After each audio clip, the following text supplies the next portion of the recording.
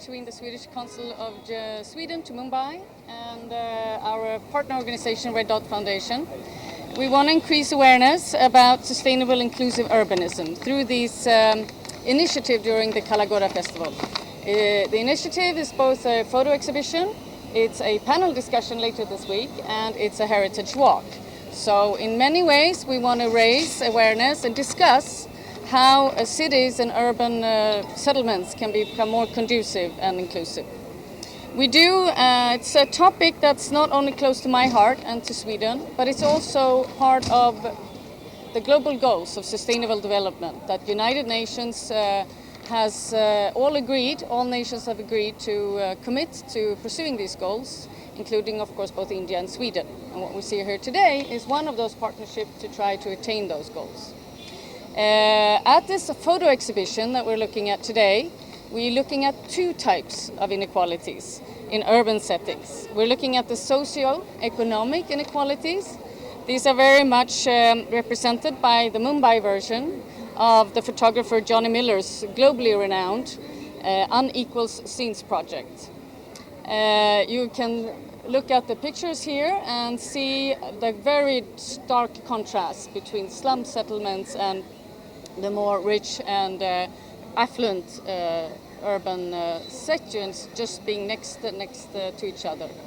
It's a very, very clear picture of the stark inequalities that we can find in urban settings. Now, I do want to say around this issue, there is a lot of progress that's been made. The United Nations and the global community has been able, through between 1990 and 2016, the proportion of global urban population living in slums fell from 46 to 23%. So there is a lot that can be done, and this is encouraging. However, we still have 1 billion people living in slums, and this is a major urgent task to engage with. Two of the UN development goals are very committed to this particularly. It's the global goal number 10 about reducing inequalities, and it's the global goal number 11, which is about making cities and human settlements inclusive, safe, resilient and sustainable. Just to mention a couple of the targets. So one target is by 2030 to ensure access for all to adequate, safe and affordable housing and basic services and upgrade slums. And by 2030 provide universal access to safe, inclusive and accessible green public spaces, particularly for women and children, older persons and persons with disabilities. This is one part of the inequalities we're looking at. The other part of inequality in cities we're looking at is inequalities of accessibility due to disabilities. Very much affecting, I think, our friends here today, who's very proud to see us join us. And this one, we have the photo exhibition, Accessibility, that feature portraits by photographer Sunil Thakkar and Marcus Marchetti. Here we meet personal stories of Indians and Swedes living with disabilities, describing dreams, sorrows, joys, and also how they found solutions to cope with challenges and to live normal lives and overcome this inaccessible. They're heroic stories, and I know as a parent it also involves enormous struggles and challenges and engagement of the parents to support not least children. So these are something that we want to both present and hopefully engage in a discussion about.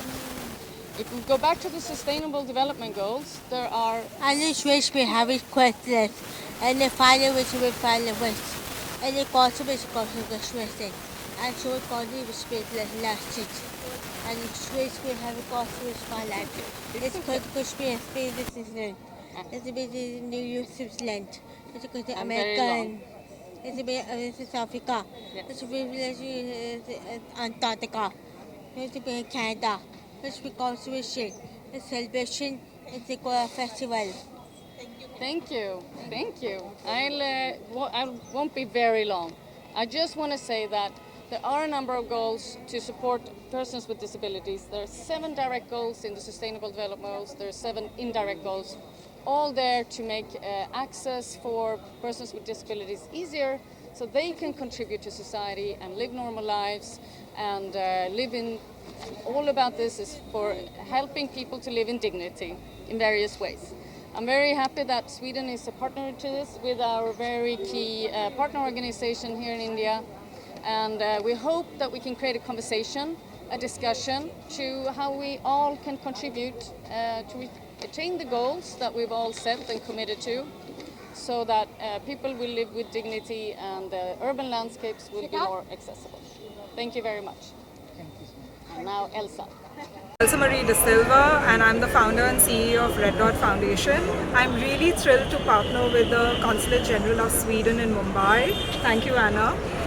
This exhibition is really important because it's about accessibility, it's about inclusive urbanism.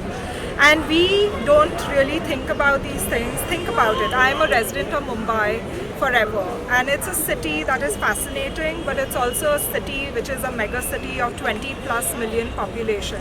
We have our challenges, and by 2050, the year 2050, it's slated that 70% of all the world's population will be in urban centers.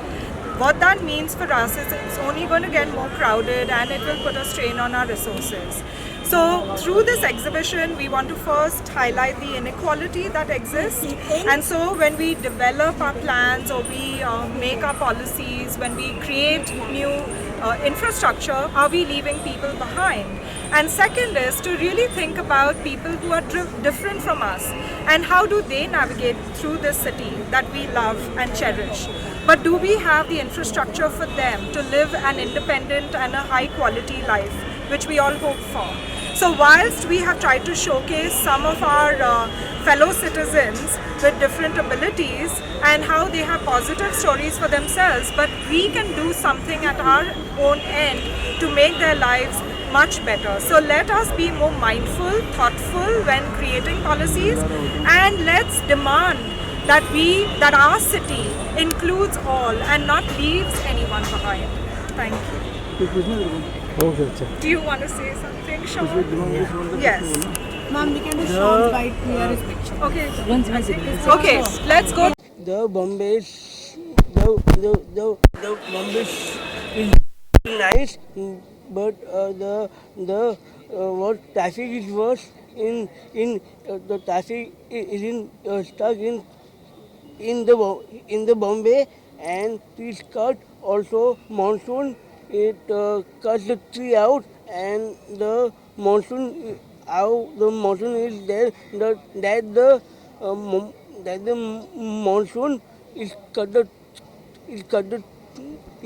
tree all in the Bombay, and the Bombay is very difficult to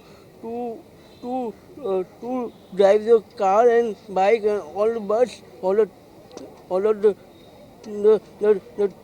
train, and the worst in Bombay is very difficult to drive the bike also in the Bombay, also in all the environment also in Bombay, and Bombay is very difficult to drive the car. Thank you. Absolutely. We totally agree with you. Agree. With you. Nicole's mother. 1 second. Yeah.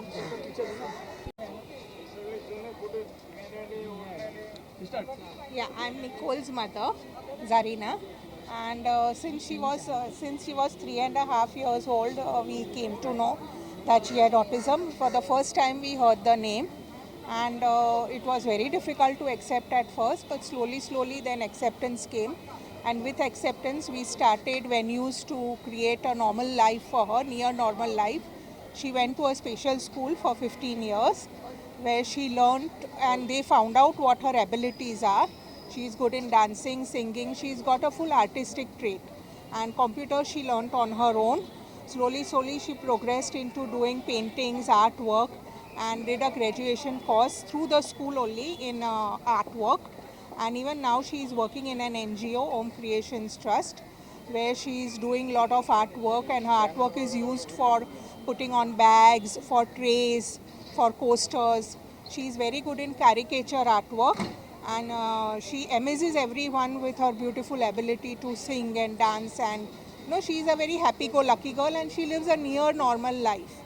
And inclusion is very important in today's world. Awareness will create it, especially with school children will know about this, then they will be the future generations who will be more progressive in acceptance, which is very important for these children. Thank you. Yeah. From a personal level, I would like to put it that the acceptance level has to come, because we say that, but it's very difficult in our day-to-day life of living with people with differently abled, because the acceptance is not there and it's very difficult, So the acceptance has to be there and people have to be open and accept these people as a part of a society. Because that is not there. It's easy said than done. But even then there's a lot of stigma in society, and I think even the infrastructure in this in a city like Mumbai has to improve, for these children. That's it. Thank you.